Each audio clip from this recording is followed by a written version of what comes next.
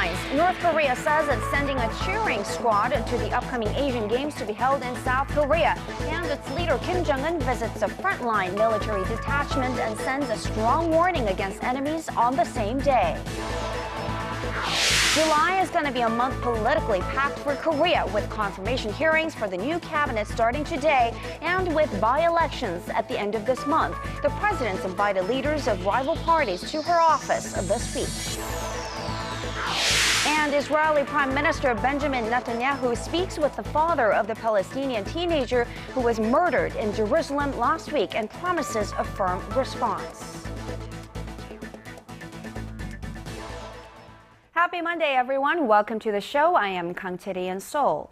We begin tonight with mixed gestures from North Korea today, on the day that its leader Kim Jong-un visits a frontline military detachment and sends a strong warning against enemies. It says it's sending a cheering squad to this year's Asian Games being held right here in South Korea in September. Hwang Jie tells us more. It seems like North Korea is once again reaching out to South Korea. In a government announcement Monday, the North said it will send a cheering squad to the upcoming 17th Asian Games that will take place in Incheon, a port city in western South Korea. The North said it'll send the squad along with its athletes to improve inter-Korean relations and help create the mood for further exchanges between the two Koreas. It added the move shows Pyongyang's commitment to unification within the nation and on the global stage. If all goes to plan, it would be the fourth time for the North to send a cheering squad to a sporting event in South Korea.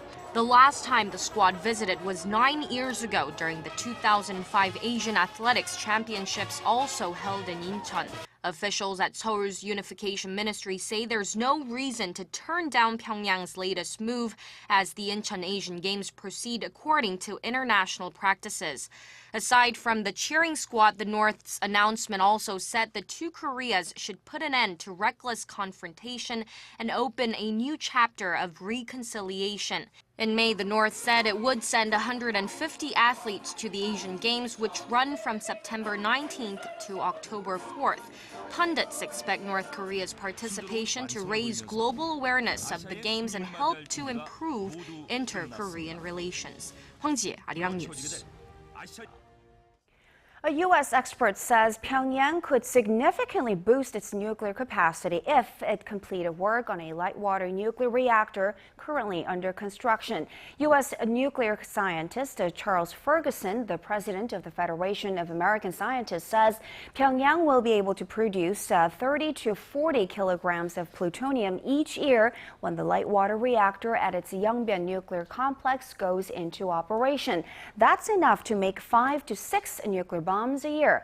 He adds that North Korea already possesses at least 30 kilograms of plutonium. Ferguson added it's important not to neglect this issue and urged Washington to bring Pyongyang back to the negotiating table. And staying with North Korea, it's asked a South Korean civic group for disaster relief aid. This following the collapse of an apartment building in North Korea in Pyongyang 2 months ago. South Korea's Korea Rescue Association says North Korea asked for help with reconstruction and disease control efforts in early June.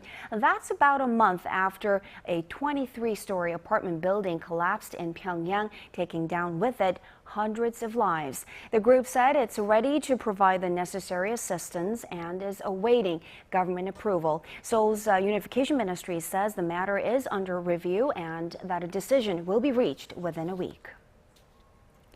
Japanese Prime Minister Shinzo Abe has begun to take action on his announcement from last week to approve measures to expand its military role in this region. However, the next steps are not likely to be a smooth sailing. Son Jang-in tells us more.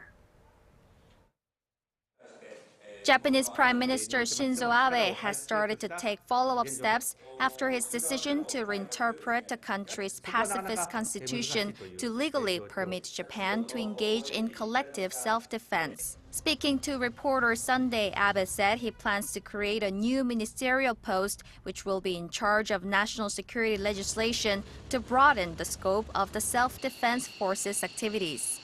Abe said he would name the minister who will be a person well-versed in security issues to prepare for the large-scale legal revisions during a planned cabinet reshuffle in early September. However, Abe is facing a number of problems.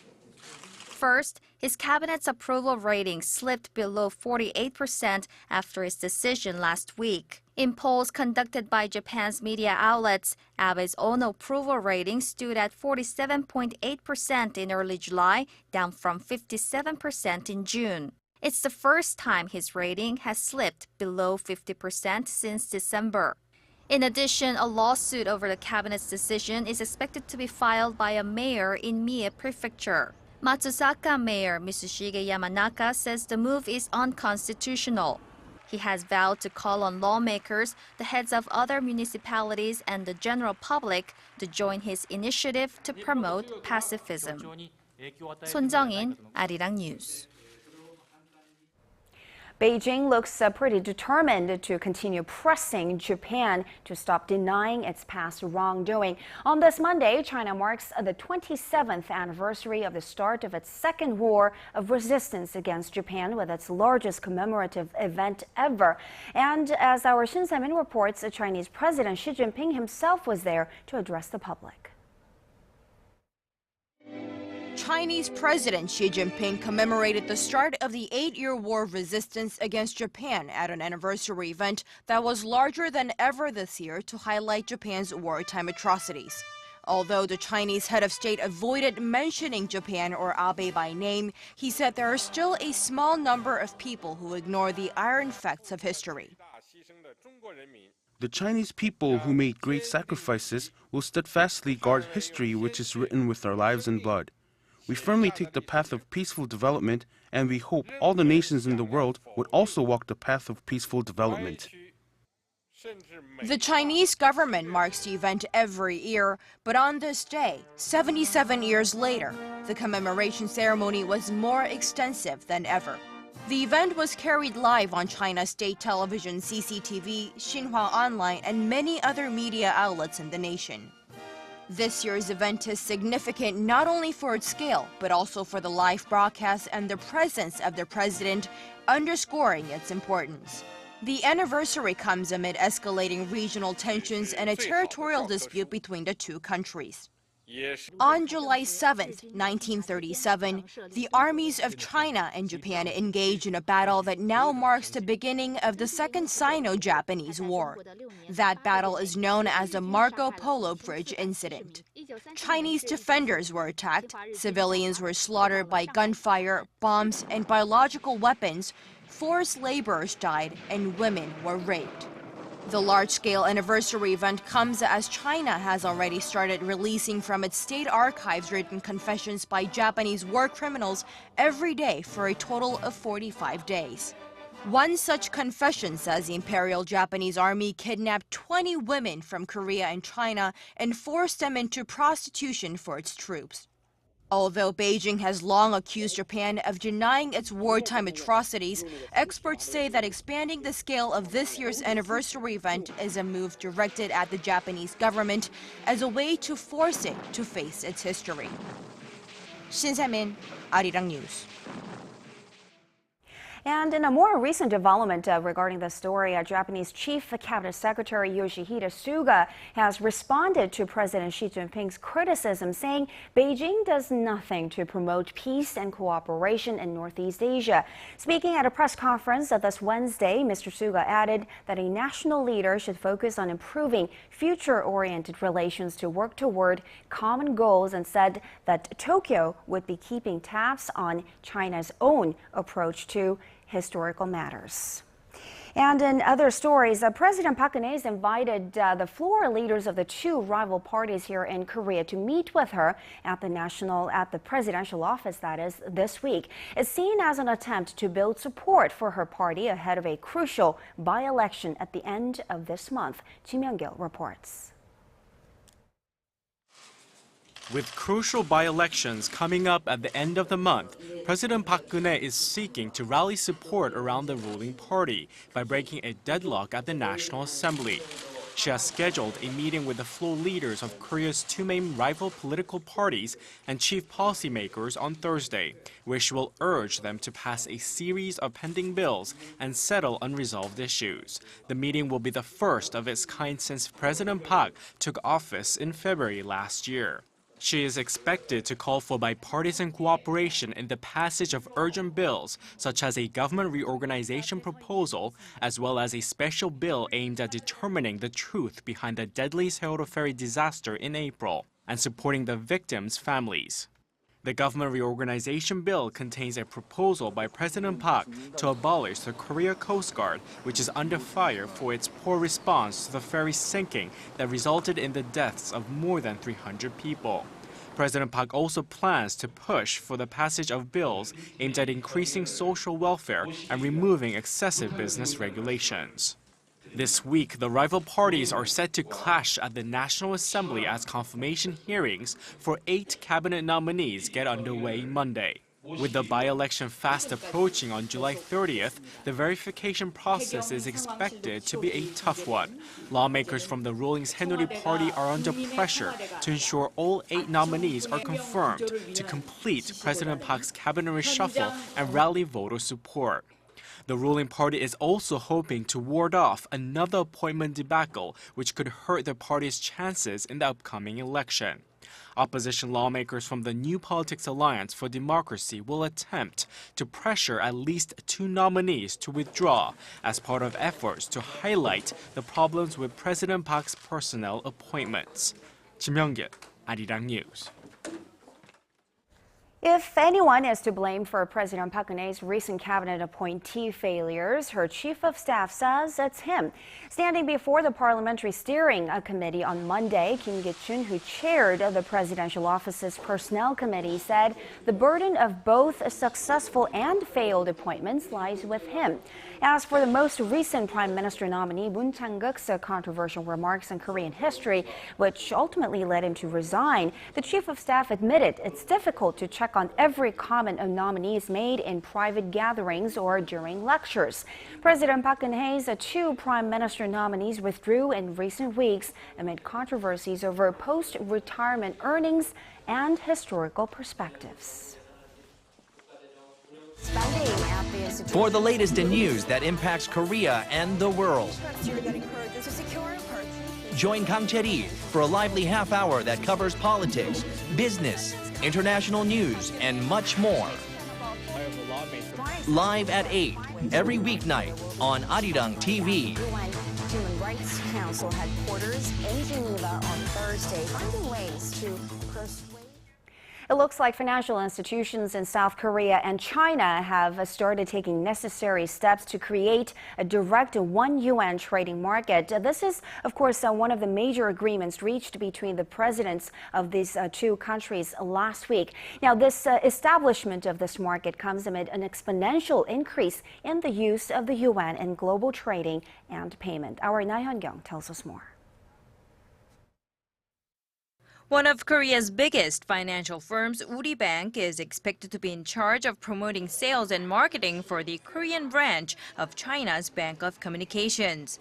The head of the Bank of Communications, which was appointed as the Chinese yuan clearing bank in Seoul just last week, predicts the amount of transactions settled in yuan by Korean businesses will nearly quadruple to 300 billion yuan, or roughly $48 billion a year in the near future. Analysts say this falls in line with China's push for increasing the use of renminbi by banks and businesses in international transactions. The Hyundai Research Institute says China's currency is increasingly preferred to the Japanese yen in global trade thanks to its large economic scale and stability. The Korea Institute of Finance also says as of October last year, the amount of global trade financing settled in Chinese yuan stood at nearly 9%, outpacing the euro and the yen, and points out that the rate of the yuan's internationalization is 48 times faster than the yen's in the 1980s. In Korea, expectations are high that President Park Geunhye and Chinese leader Xi Jinping's agreement last week to soon let the two countries' businessmen settle their trade bills in their own currencies will encourage more direct won-yuan trading. However, some experts also warn that the growing presence of the yuan will deepen Seoul's economic dependence on Beijing, though it could help ease pressure on the Korean won's appreciation against the dollar. 나현경, 아리랑 뉴스.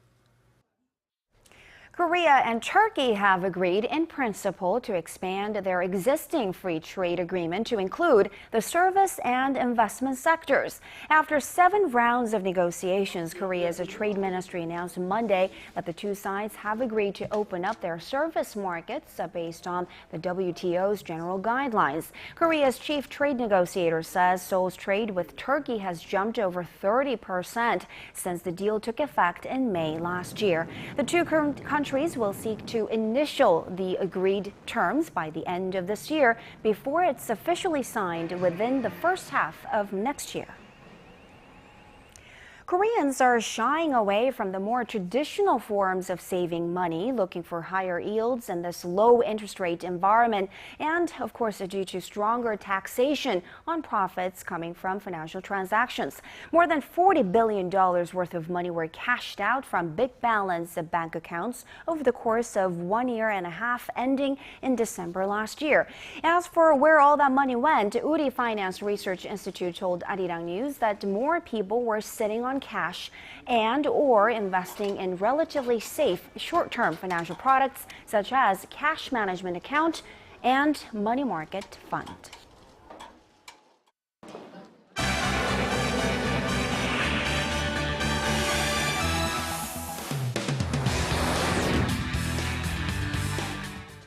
Israeli airstrikes have killed at least 9 militant fighters in the Gaza Strip as both sides exchanged fire following the death of a Palestinian teenager. For more on this story, Paul E. is joining us from the News Center, of course. Paul, Prime Minister Benjamin Netanyahu spoke with the Palestinian teen's father on Monday, offering his condolences. That's right. He also promised that the killers would be brought to justice, but it appears the gesture wasn't enough as Hamas has reportedly fired dozens of rockets over the border, prompting this latest retaliation from Israel's armed forces. The violence follows the arrest of 6 Jewish suspects in connection with the killing. Our Connie Kim has more. Israel has arrested several suspects over the abduction and murder of Palestinian teenager Mohammed Abu Kudair. Security sources say they have 6 suspects in custody, but this could rise depending on how the investigation goes. Jewish suspects are being questioned by Israel's Shin Bet security agency, but no further information has been released. Lawyers for the suspects say they have no connection to the teenager's murder. We do not yet know all the details according to all the publications and what we have understood. It is difficult at this stage to understand if there is a connection between the suspects and this specific incident. Investigators, however, believe Kudair was murdered by far-right Jews as revenge for 3 Israeli teenagers who were killed last month. They burned my son. They will not bring back my son. My son's blood is worth more. Israeli Prime Minister Benjamin Netanyahu has said he would respond firmly to the killing and use all means available to bring the perpetrators to justice. He added that he would not allow extremists to ignite conflict in the region. However, tensions between Israel and Palestinians are bubbling over. Israel launched airstrikes on 10 sites in the Gaza Strip late Sunday in response to rocket fire directed at Israel. Connie Kim, ARIRANG News. And Paul, Chinese President Xi Jinping has actually followed up his state visit to South Korea last week by hosting Germany's leader in Beijing this week. Fill us in on China's latest diplomatic moves. Well, this is German Chancellor Angela Merkel's 7th visit to China since she took office in 2005. She met Monday with Chinese Prime Minister Li Keqiang, where the two agreed to expand their cooperative ties across a broad range of sectors. However, it was Merkel's high-powered business delegation that was taking action. Merkel and Li witnessed the signing of a contract with aircraft manufacturer Airbus for 123 helicopters worth over $400 million, along with agreements between Lufthansa, BMW, and other German firms with their Chinese partners. Germany is China's largest trading partner in Europe, while China is Germany's biggest in the Asia-Pacific region. Chancellor Merkel will wrap up her 3-day visit on Tuesday by meeting with Chinese President Xi Jinping and addressing Beijing's Tsinghua University. I see. Now, turning now to Japan, a massive typhoon is fast approaching the country's southern coast, with other weather experts describing it as a once-in-a-decade type of a storm. What kind of conditions are we looking at? Well, Japan Meteorological Agency says Typhoon Noguri will make landfall on the southern Okinawa island chain early Tuesday morning with heavy rain and powerful winds before hitting the mainland. The so-called super typhoon is the strongest in the Western Pacific so far this year, with sustained wind speeds of up to 250 kilometers per hour, and meteorologists say it could pick up even more power as it moves north. The National Weather Agency has called on residents to take precautions and even evacuate from high-risk areas. 3 nuclear power plants are in the typhoon's path, but they've already been shut down according to routine safety measures. Officials warn that parts of western Japan are likely to be hit by torrential rains, but Tokyo is forecast to be left mostly untouched. Around 2 to 4 typhoons make landfall in Japan each year, usually during the summer monsoon season. And finally, Paul, Apple is on another hiring spree, and this time it's in the luxury watch market, prompting many people to talk about, is this going to be like a prelude to Apple's iWatch? Is this the guy who is going to bring Apple's iWatch to the market? Because it looks like we've been talking about it forever. Well, it's too early to tell, but it definitely looks like a step in the right direction. Apple was able to lure senior executive Patrick Prunio from Tag Heuer, an established luxury watch brand based in Switzerland. Prunio said on Monday that he was leaving his position of vice president for sales in order to join Apple. However, he didn't say what role he would be playing in Cupertino, California. Apple has also declined to comment on its latest hire. The company has been steadily handpicking several executives in the luxury sector to join its team, and analysts say Apple is looking to turn smartwatches into the next must-have fashion accessory as it faces stiff competition from rivals Samsung and LG, who recently released their new smartwatches with Google. Cherry? All right, Paul, thank you very much for those stories. Good stuff, and we'll see you back here in just about 2 hours.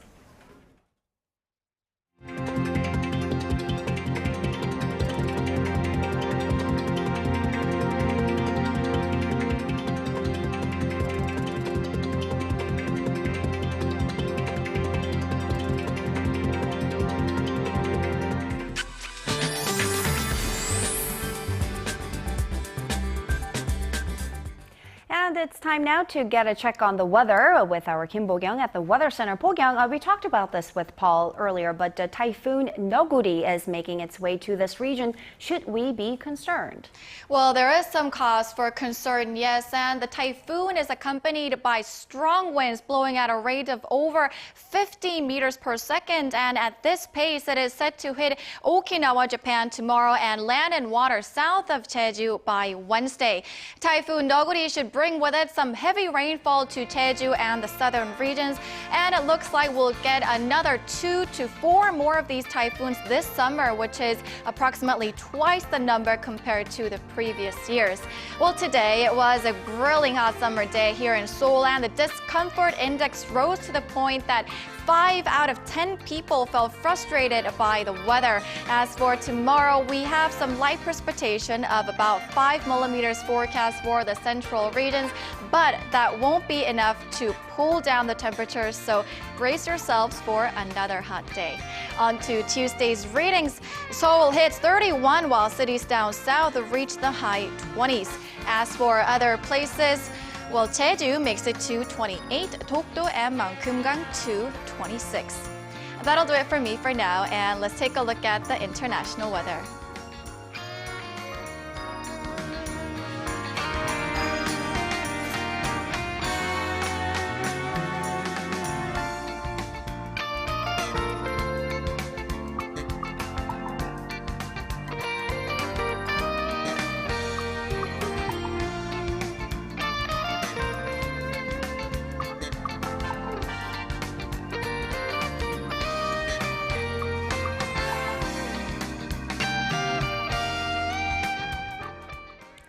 And that does it for this edition of ARIRANG News. Thanks for watching.